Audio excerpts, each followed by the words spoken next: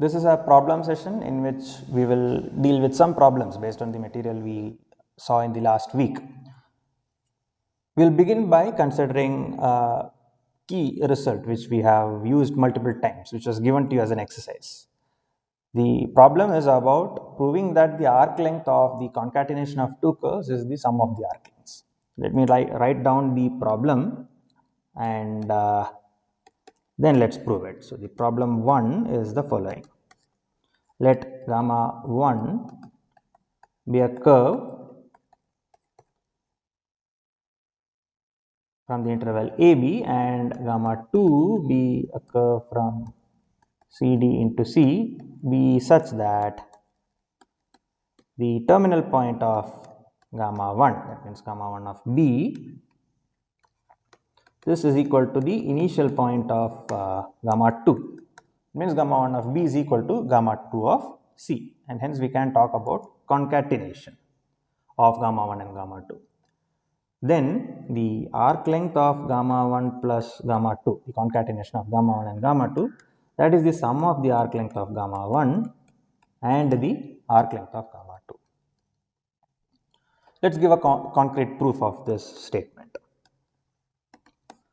The first observation is that if you look at a continuous reparameterization of a given curve, then the reparameterized curve also will have the same arc length. This was given to you as an exercise. I will request you to sit down and give a proof of it if you have not already given one. Assuming this particular exercise, we may assume, without loss of generality, that B is equal to C. That means the end point of the interval AB and the initial point of the interval CD are the same. We can assume without loss of generality by doing a translation of the interval CD to the interval B comma E, where E will turn out to be a D minus C plus B, something like that. We can get hold of the right reparameterization where the interval starts from the point B. So we will assume without loss of generality that B is equal to C. And by the observation that reparameterization does not change the arc length of our given curve, we will still be proving this result for good. We will assume that B is equal to C, and we will show that the arc length of gamma 1 plus gamma 2 and the sum of the arc length of gamma 1 and the arc length of gamma 2, they are arbitrarily close. That will be the strategy of the proof. So let epsilon positive be given. And we partition the interval A comma D, which is now the domain of definition of gamma 1 plus gamma 2. Remember that B is assumed to be equal to C. Let epsilon positive be given and let P given by A equal to T0 less than T1 less than all the way up to say Tk, which is equal to C, which is the same as B. This is less than Tk plus 1 less than all the way up to Tn equal to B. Let this be a partition. Let P be a partition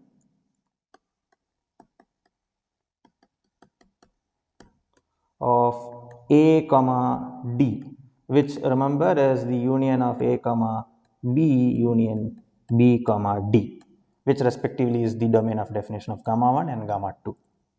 We have partition of this interval such that, let's now use the definition of the arc length of a curve. The arc length of gamma 1 plus gamma 2, which is the supremum over all numbers of the type which I am writing down here. Gamma 1 plus gamma 2 of Tj, the absolute value of this, minus gamma 1 plus gamma 2 of Tj minus 1, where j is going from 1 all the way up to n. So this is precisely what we have to consider to get hold of the arc length of a given curve. We look at the supremum of such numbers over all partitions. And let's pick one such partition which satisfies this condition, which that gamma 1 plus gamma 2 arc length is at a distance of less than epsilon by 3. Not just that, we can do more. We can demand that this satisfies this condition as well. Let me put and such that the arc length of gamma 1 minus gamma 1 of Tj minus gamma 1 of Tj minus 1. Now let me be a bit careful with the indices. This is going to go from 1 to k. Remember that gamma 1 is defined on the interval AB, and you look at the partition here, which I am now underlining, up till k, tk, this is going to be a partition of AB. Right, so this is again less than epsilon by 3. We are not done, and such that the arc length of gamma 2 is also similarly at a distance of, we'll worry about the indices after we write it down, gamma 2 of Tj minus 1, where this j now goes from k plus 1 to n, and this is again less than epsilon by 3. What is the first question that we will be asking here? Can we have one such partition at all? The answer is yes, because there can be a partition which satisfies this condition of AB, of AD. There can be a partition of this which satisfies this condition of AB. There will be a partition of B comma D which satisfies the third condition. Now we go down to a common refinement. Now notice that the partition of AB and BD together will give you a partition of AD, and by going down to the common refinement of the two partitions of AD, we will be able to ensure that these conditions, all these conditions are satisfied. So this is something which we can certainly ensure, and once we do that, we are in good shape, because then let's look at the absolute value of the arc length of gamma 1 plus gamma 2 minus the arc length of gamma 1 plus the arc length of gamma 2, so that there is no confusion. So this is less than or equal to the absolute value of the arc length of gamma 1 plus gamma 2 minus summation j is equal to 1 to n gamma 1 plus gamma 2 of Tj minus gamma 1 plus gamma 2 of Tj minus 1. Remember that whenever I write gamma 1 plus gamma 2 here, it's still a curve. Even though there is the plus notation, the concatenation is the exact same way we have defined it during the lectures. And the second term will be, I'll just rearrange the terms and write it this way: the arc length of gamma 1 plus gamma 2 minus summation j is equal to 1 to n gamma 1 plus gamma 2 of Tj minus gamma 1 plus gamma 2 of Tj minus 1. The first term we have already ensured. This, which I am now writing in green, this is strictly less than epsilon by 3. That's something by choice we already have, by the choice of the partition. And the second term, so this is going to be less than epsilon by 3 plus, let's worry about the second term. I will do a further triangle inequality here and write it in this manner: j is equal to 1 to k. What is gamma 1 plus gamma 2 of Tj when j is less than or equal to k? That's going to be equal to gamma 1 of Tj by the definition of the concatenation. So let me write that down.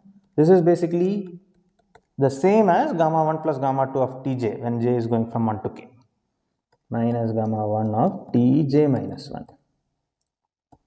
And the second term would be, let's see, where j is now going from k plus 1 to n. I'm just splitting that sum from j equal to 1 to n to j equal to 1 to k and j equal to k plus 1 to n. And this is just gamma 2 of Tj minus gamma 2 of Tj minus 1 by the very definition of concatenation. So we are able to split the term which I am now underlining in green as this less than or equal to this plus this by the triangle inequality. Right, now how did we pick the partition P? We picked it in such a manner that the arc length of gamma 1 is epsilon by 3 close to this sum. So this is again less than epsilon by 3 plus epsilon by 3, and similarly the arc length of gamma 2 is also less than epsilon by 3 distance from the sum written there, and we get that this is entirely less than equal to epsilon. So what we have established is that the arc length of gamma 1 plus gamma 2 and the arc length of gamma 1 plus arc length of gamma 2, they are epsilon close for every epsilon positive. Since epsilon positive chosen, epsilon that was chosen was arbitrary,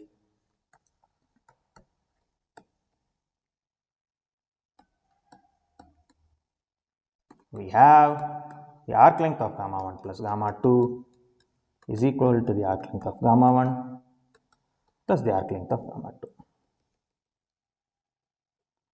and that solves the result.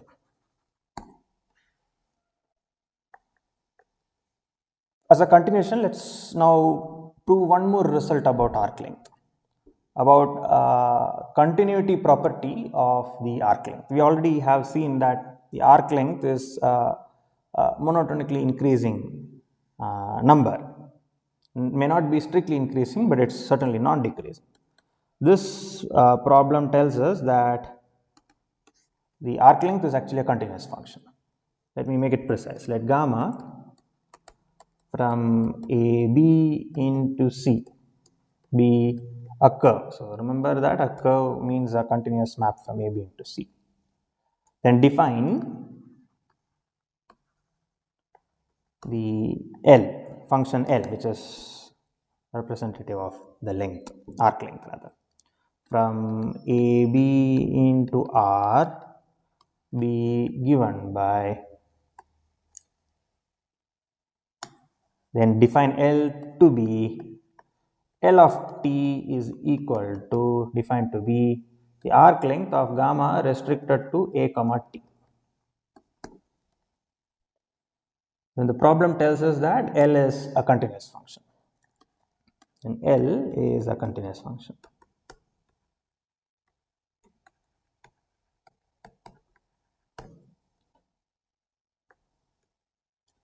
We will show that L is left continuous, and if we show left continuity, that is enough, because then we can consider minus of gamma, and the left continuity of the length function corresponding to minus of gamma will give us the right continuity of the function L corresponding to gamma. So I'll just write that down. Given t in AB, we shall prove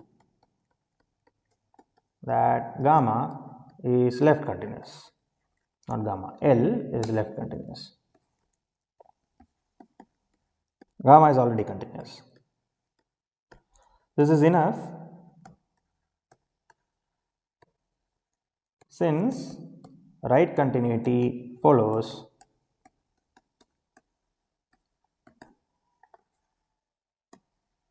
by considering the length corresponding to minus of gamma, the reversal of gamma. Remember that reversal of gamma will be from minus b minus a into c. So I'll leave it as an exercise for you to sit down and really check that left continuity here and the right continuity there are the same. Let's now prove the left continuity of the function L.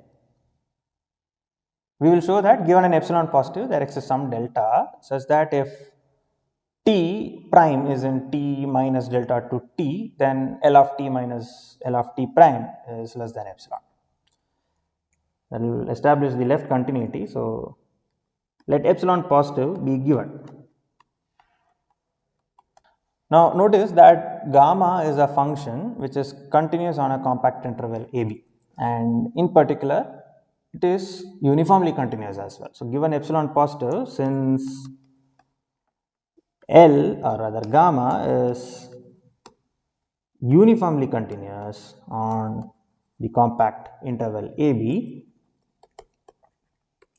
there exists some delta prime such that the absolute value of gamma s minus gamma of t is less than epsilon by 2 whenever the distance of t and s is less than delta prime. Now let's use the definition of the arc length of gamma restricted to a comma t and get hold of a partition which is epsilon by 2 close to the arc length. Let p equal to a equal to t0 less than t1 less than all the way up to tn equal to t. Okay, so is it t that we picked? Yeah, we have picked a t here. So it's just the same t that's being considered here, tn be equal to t, such that if you look at the arc length of gamma restricted to a comma t, this is what we are interested in approximating. This arc length, this is epsilon by 2 close to gamma of tj minus gamma of tj minus 1, where j is going from 1 to n. Now this is less than epsilon by 2. Now let delta be less than the minimum of delta prime. Delta prime is obtained by continuing the uniform continuity, and tn minus 1. Let's consider the last part of the partition which we have just picked and look at the distance of tn and tn minus 1. Let's pick delta which is less than that. The claim is that this delta will do. So let t prime and t prime be in t minus delta to t. And let's see what happens. By considering the refinement,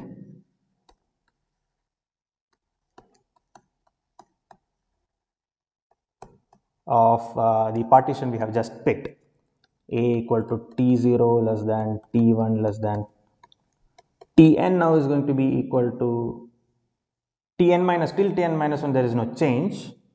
At tn, however, we will add the point t prime and tn plus 1 is going to be equal to t. So suppose we go down to a further refinement.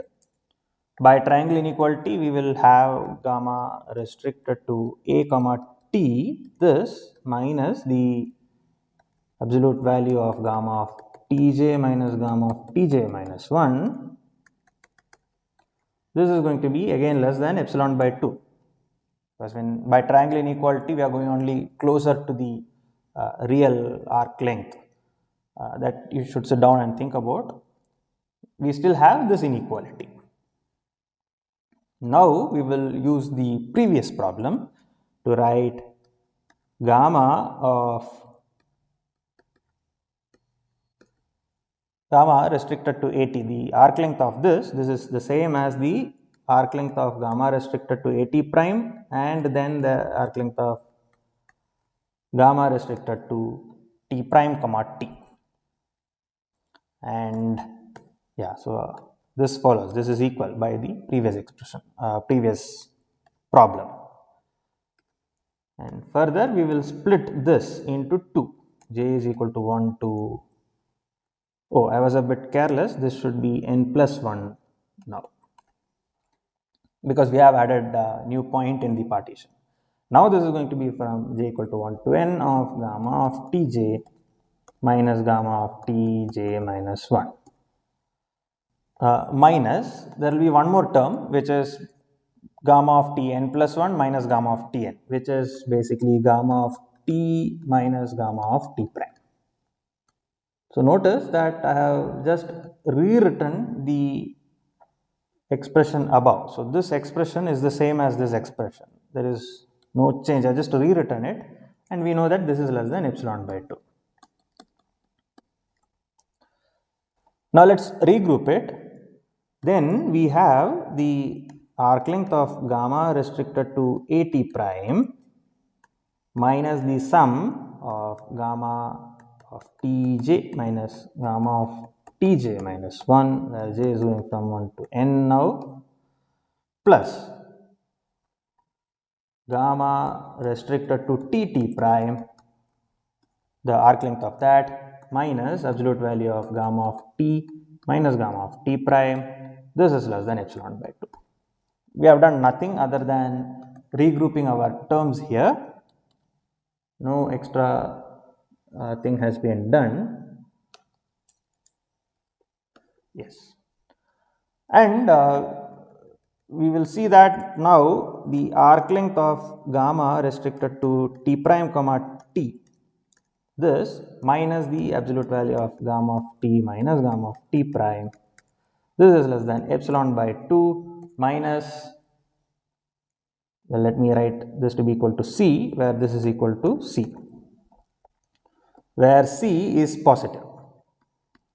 Why is that the case? Because the arc length is the supremum over all such numbers. So in particular, this number is greater than the sum that is written to the right, and hence the difference is going to be positive. So we have c is positive, and hence this is still less than epsilon by 2. We can rewrite now what the arc length of gamma restricted to t prime comma t will be. That's going to be less than epsilon by 2 plus the absolute value of gamma of t minus gamma of t prime. But how was t prime picked? Let's go up and check how t prime was picked. T prime was picked in the interval t minus delta to t. Delta was less than the minimum of delta prime and mod of tn minus 1. In particular, it's less than delta prime. And by the uniform continuity of gamma, the number gamma of t minus gamma of t prime will be less than epsilon by 2.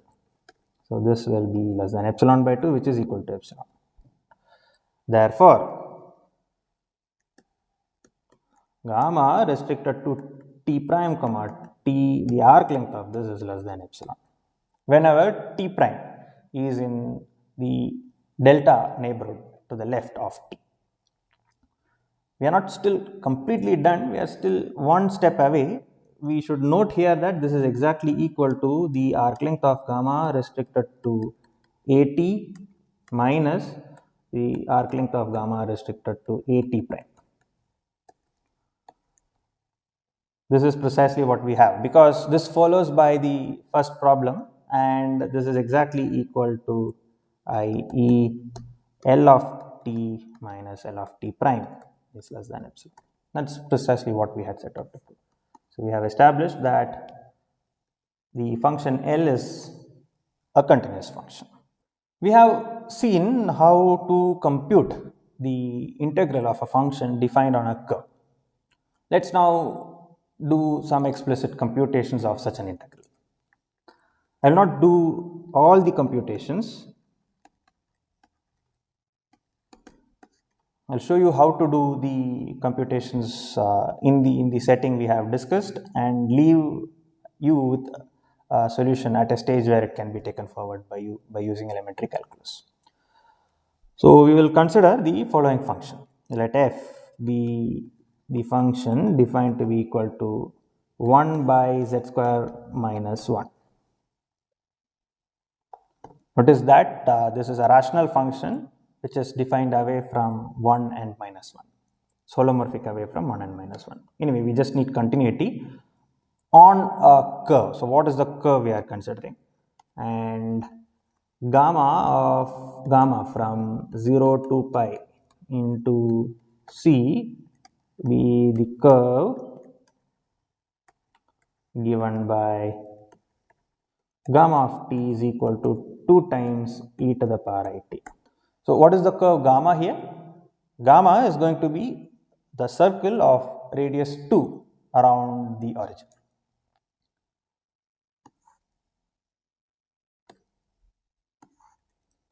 So let this be 1, this be I, this be 2i, this is minus 2, okay, this is minus 1, 1, 2, minus I, minus 2i. So this is a circle which I hope I draw it properly.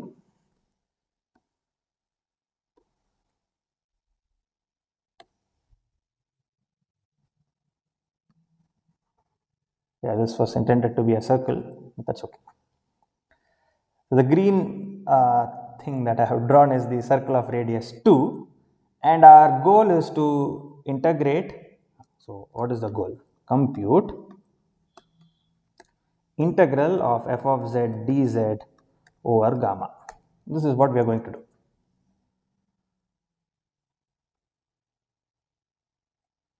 Now the good thing is that the curve that we are considering is continuously differentiable. In fact, it's smooth. So we will use that aspect of the curve to use the change of variables formula. So let's look at the solution. Let's see what it is. By the change of variables, we'll do the computation explicitly. By the change of variables formula. Oh, before we apply the change of variables formula, let's look at what the function is. Since f of z is equal to 1 by z square minus 1, and by writing it in terms of partial fractions, we can write that this is equal to half of 1 by z minus 1 minus half of 1 by z plus 1. So z plus 1 minus z minus 1 will give you 2z. The 2's will cancel off. This is 2 rather. 2's will cancel off, and we have 1 by z minus 1 into z plus 1, which is z square plus 1. So this is precisely what we have, the function that we have. And if you look at integral of f of z dz over gamma, this is going to be equal to the integral of half of 1 by z minus 1 over gamma minus the half of the integral of 1 by z plus 1 over gamma. We will compute these two terms explicitly. We will do it by using the change of variables that we just discussed, and this is equal to half of gamma. What is the change of variables? Integral of f of z dz over gamma will be a to b f of gamma of t, gamma prime t dt. So that's going to be half of 0 to 2 pi. That's where our curve gamma is defined. Gamma prime t. So gamma, let me recall, gamma of t, that's going to be 2 e to the power it. Gamma prime t is going to be equal to 2i e to the power it dt by 2 e to the power it minus 1 plus, or rather minus, half of 2i e to the power it dt by 2 e to the power it plus 1. So this is precisely what we will have to compute. I'll just show you how the first term can be computed and leave the second term to you. That's going to be quite similar. Even the first term, I'll just show you what we are exactly dealing with. Consider half integral 0 to 2 pi 2 I e to the power it dt by 2 e to the power it minus 1. We will multiply by the complex conjugate of the denominator, and we will have, so the 2's will cancel off, I will come out, and that will be integral I times the integral 0 to 2 pi of e to the power it to e to the power minus it minus 1 by the absolute value of 2 e to the power it minus 1 square dt. Now let's write this. So this is going to be equal to 2 minus e to the power it, and we will be getting I times 0 to 2 pi 2 minus cos t plus, or rather minus I times sin t by, this is going to be equal to 2 cos t minus 1 the whole square plus 2 sin t the whole square. And a computation there will tell us that this is equal to 5 minus 4 cos t dt. Now let's group the terms. This is equal to integral 0 to 2 pi sin t by 5 minus 4 cos t dt plus I times integral 0 to 2 pi 2 minus cos t by 5 minus 4 cos t dt. Now we are in good shape. because we just have to compute two integrals of real valued functions. Now we are in the setup of real analysis, where you can sit down and compute these integrals explicitly from your high school calculus practice. You can check that this is going to be 0. There's an explicit antiderivative which you can get hold of. I will leave it to you to compute this complicated integral in the brackets here. Computing the integral here, if I have not made any mistake earlier, it should turn out to be equal to pi times I. And therefore, we will get that this term is equal to pi times I, this entire term inside the bracket.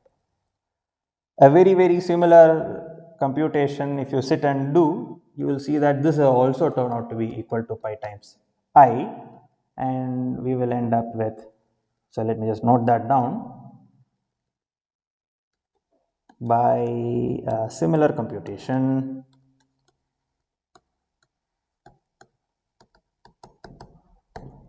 so this term can be computed by that Weierstrass substitution by looking at x is equal to tan of t by 2, I guess.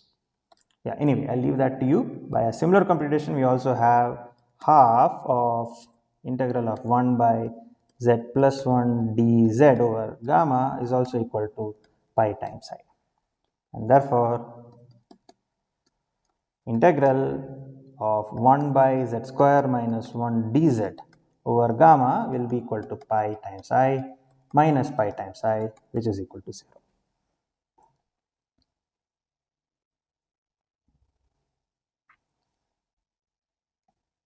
We will see later that this can be computed more easily by developing some more theory in the next few weeks. We will come to that. Right now we have explicitly computed the integral of 1 by z square minus 1 over this curve gamma. It will be a good exercise for you to sit and work out a variant by changing our curve gamma. Let gamma be the curve given by 1 plus e to the power it. Just changing the curve so that this is now a circle centered at 1 and with a radius equal to 1. So the curve now is going to be something like this. It's a circle centered at 1 of radius 1. Remember that 1 by z square minus 1 had problems at minus 1 and 1, but now minus 1 is outside this circle, it's not in the interior. We'll discuss all these things in great detail, and let me just tell you that when you compute 1 by z square minus 1 over that curve, we will still be able to write it in this manner. Now what will happen is at this particular integral, this is going to vanish, and this is what will survive, and the value will again turn out to be equal to pi times I. That's something which I will leave it to you to sit down and check. So this is an exercise within the problem session. So let me just put it that way. Compute the integral of 1 by z square minus 1 over gamma. The next couple of problems deals with the fundamental theorem of calculus. Let me write it down for you. What is this problem? This is problem 4, I guess. Prove that the function f of z equal to 1 by z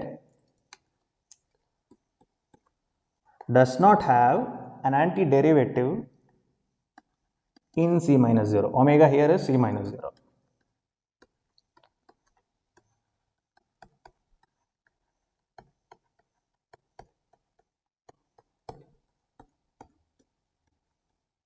So this problem will turn out to be a direct application of the first fundamental theorem of calculus.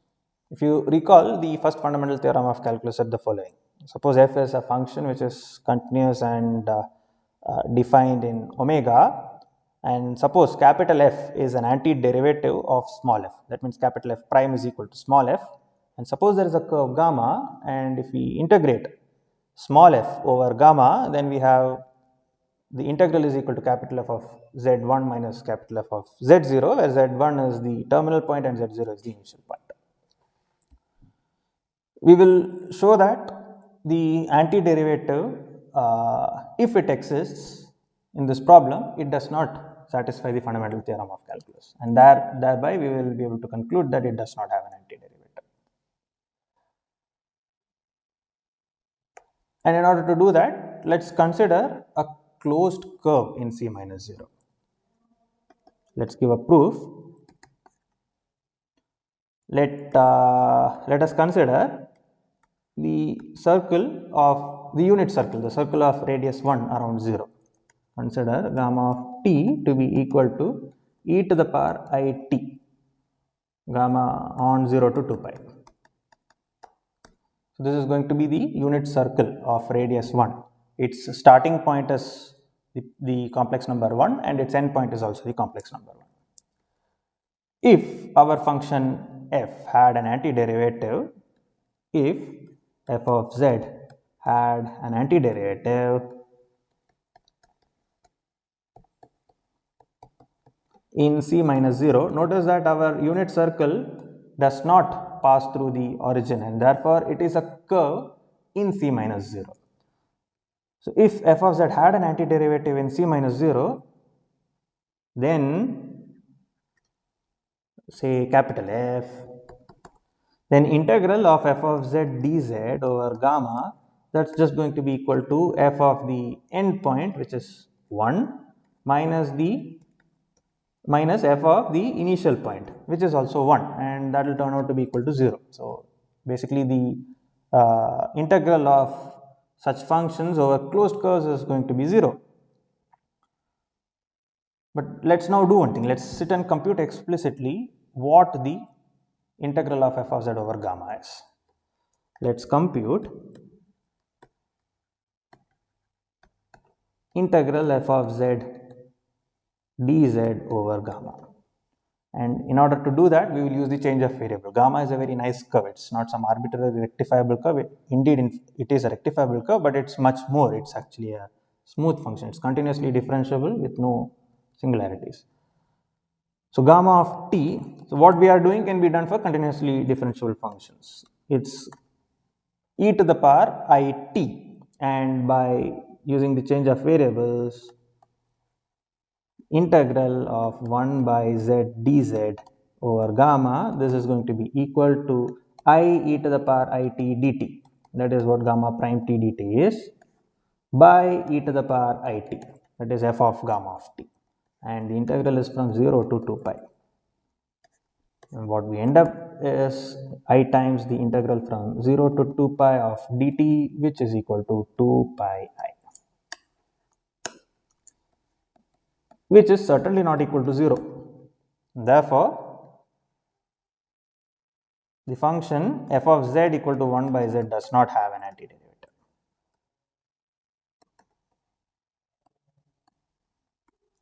We will come back to this question of when we can talk about the existence of an antiderivative of 1 by z later, but on C minus 0 we have just established that we do not have an antiderivative. So there are domains where we cannot talk about the antiderivative of f. Let us conclude this problem session by proving the integration by parts for holomorphic functions. Let me write down the problem and let's prove it. Let omega contained in C be an open subset of the complex plane, and f and g be two functions which are holomorphic on omega. Omega to C be holomorphic. Let gamma from AB into omega be some rectifiable curve, be a rectifiable curve,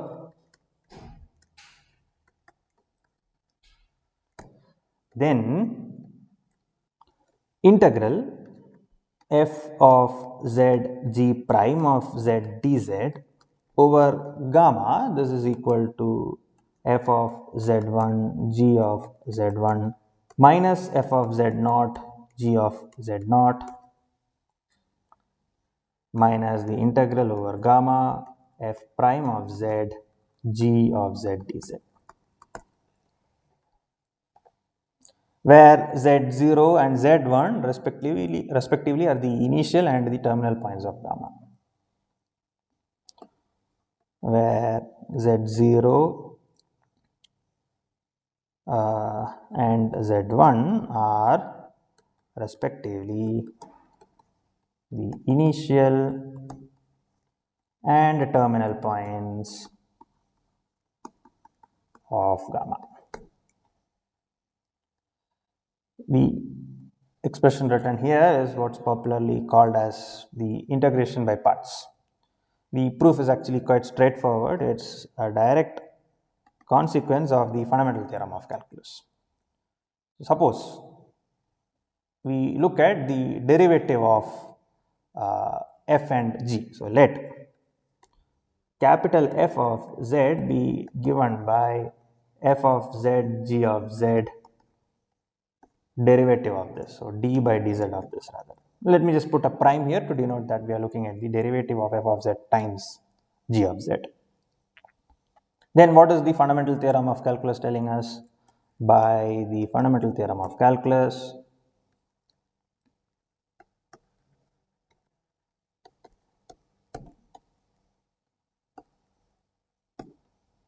integral of f of z dz over gamma, that is going to be equal to f of z1 g of z1 minus f of z0 g of z0. But we also know what f is. We know that f of z is f of z times g of z prime.